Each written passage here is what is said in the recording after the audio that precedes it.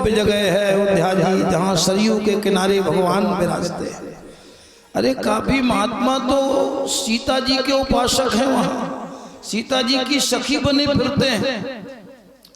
वृंदावन में देखो काफी तो राधा जी के उपासक हैं। एक वो आई जी आपने सुना होगा, आई जी रंग का व्यक्ति गोपी बन गया।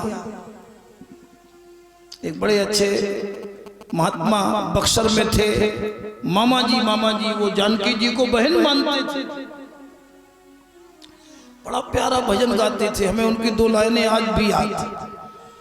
वो जानकी जी के बड़े अच्छे उपासक थे, जानकी जी की तरफ से बोलते थे, मेरी छोड़ो न बहिया अवध सैया, मोरी छोड़ो न बहिया अवध सैया, मेरी छोड़ो न बहिया अवध सैया, मेरी छोड़ो न बहिया।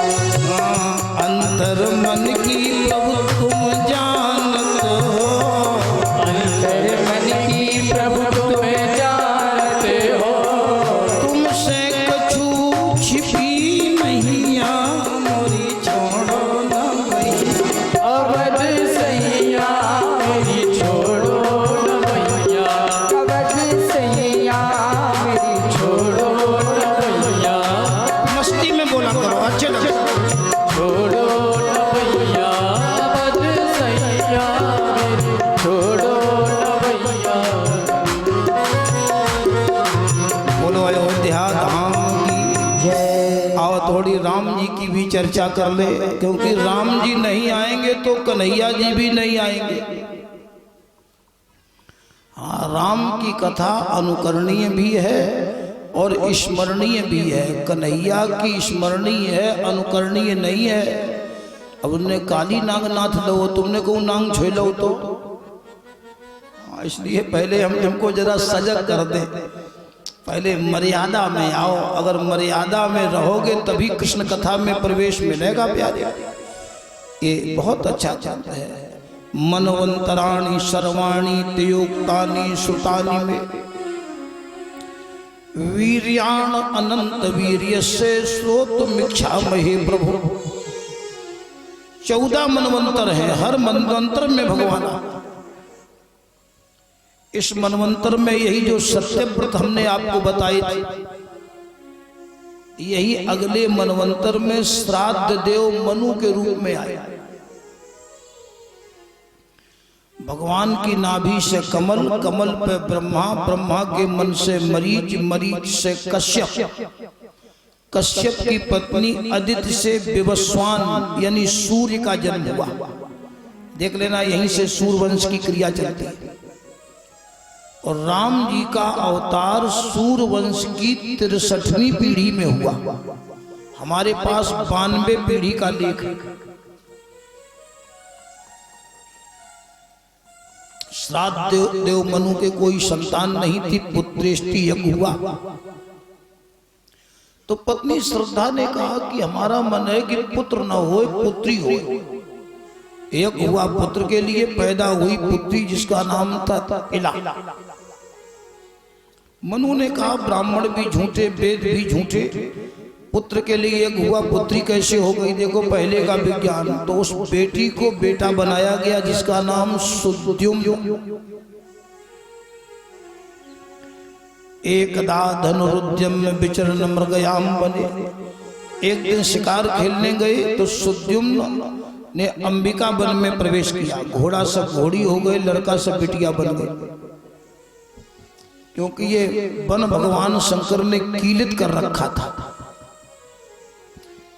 जब ये स्त्री बन गया तो चंद्रमा के बेटा बुध ने देखा, दोनों का संसर्ग हुआ जिससे एक बेटा पैदा हुआ पुरूरवा। इसी से चंद्र वंश चलेगा, इसी वंश में कन्हैया आवेंगे। ये शाखा हमने यहीं छोड़ दी, याद रख लेना।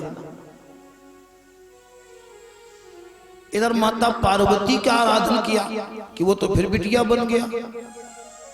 तो मैया पार्वती ने कहा ये 1 महीना स्त्री 1 महीना पुरुष रहेगा। प्रजा इसका सम्मान नहीं करती थी।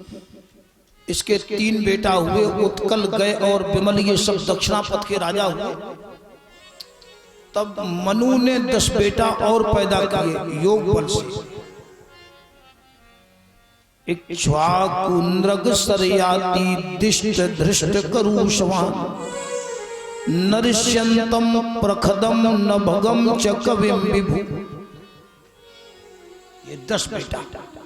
सरयाति नाम के जो बेटा थे, इनकी बिटिया का नाम था सुकन्या। एक दिन घुमाने ले गए तो एक बगीचा में जुगनू से चमक रहे थे, इसने 2 कांटे चुभो दिए और जैसे चुभोए सैनिकों के मलमूत्र रुक गए। जब वो मिट्टी हटाई तो देखें कहा महात्मा च्यवन ऋषि बैठे। राजा सरयाति ने कहा महाराज कन्या है, गलती हो गई, क्षमा कर दो। च्यवन ऋषि ने कहा क्षमा तो कर दें, लेकिन हम तो अंधे हो गए, हमारी सेवा कौन करे। सरयाति ने कहा बेटी ने गलती की, बेटी प्रायश्चित हो गएगी। वो 16 वर्षीय कन्या बूढ़े महात्मा च्यवन को ब्याही थी। और ध्यान से सुनना, ये कथाएं दर्शन है जीवन की। सरयाति चले आए, एक दिन अश्विनी कुमार आश्रम पे आए, कहा तुम्हारे माँ बाप क्या ना समझते जो इस अंधे के साथ में डाल गए, चलो मेरे साथ। उस कन्या ने जो उत्तर दिया वो मार्मिक था। उसने कहा मैं भारत की नारी हूँ, जिसके हाथ ने पिता ने हाथ दिया है, अब ये हाथ अंतिम श्वास तक किसी और के हाथ में नहीं जाए। जिस घर में डोली आती है भारत की नारी की, उससे अर्थी निकलती है, दोबारा डोली नहीं बनती है। ये भारत का गौरव। और माँ बाप ने जो कह दिया मैं वो मानूंगा। आजकल तो महताई बाप की बात ही नहीं माने, लड़का न बिटिया जाने भैया कहा। अब एक बारात में बिटिया ने मना कर दो, ब्याह नहीं करे, लड़का वाले तो मुंह नहीं फिरे बेटा, जाने क्या हुआ। अब तो भाई बड़ा कठिन काम। अब करूँ कहा जाए, पहले बिहान में लोग देवी देवता मनाऊ थे, बहुएं बिटियां बारात नहीं जाती थी, घर में देवी देवता मनाती थी। यहाँ अब सबरी चली जाती, इसमें देवी देवता उन्हें उपद्रव कर जाए, सब वही पहुंच जाती है। बोला ऐसे लड़का की महतारी को बारात नहीं जाना चाहिए, ये सब नियम है हमारे यहाँ। हाँ, लेकिन अब मॉडर्न युग है, मॉडर्न। जाने लोग कहाँ से तो नाम लेके आते हैं। तो मैं ये चाहता हूँ कि कुछ प्रथाएं बिगड़ी हैं हमारी समाज में। हाँ, मर्यादाएं बिगड़ी हैं प्यारी, इसलिए हम लोग दुखी है।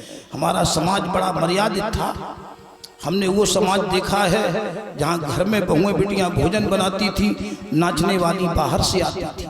आज नाचने वाली घर में हो गई, भोजन वाली बाहर से आने लगी। बताओ कल्याण कहाँ से हो जाए। उस कन्या ने उत्तर दिया अस्मै माम पिता, जिसके हाथ में पिता ने हाथ दिया है, अब ये हाथ किसी हाथ में नहीं जाए। हाँ, आप राजवैद्य हो, हमारे पति को ही यौवन दे दो। अश्विनी कुमारों ने एक औषधि का निर्माण किया, उसी औषधि से च्यवन ऋषि जवान हुए। कौन थी वो औषधि?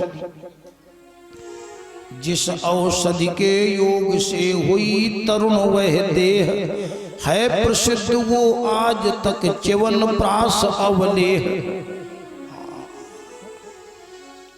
इधर सरयाति ने कराया यज्ञ, अपनी बिटिया को लिवाने आए तो वो च्यवन ऋषि बूढ़े नहीं थे, जवान थे।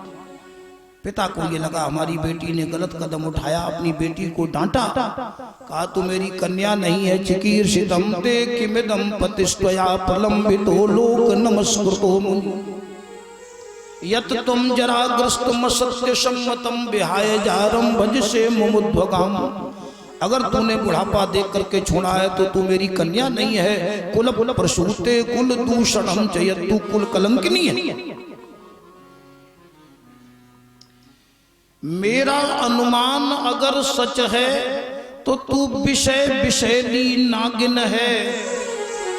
तू मेरे कुल का दूषण है, अब कन्या नहीं कलंकिन है। तू मेरे कुल का दूषण है, तू कन्या नहीं कलंकिन है।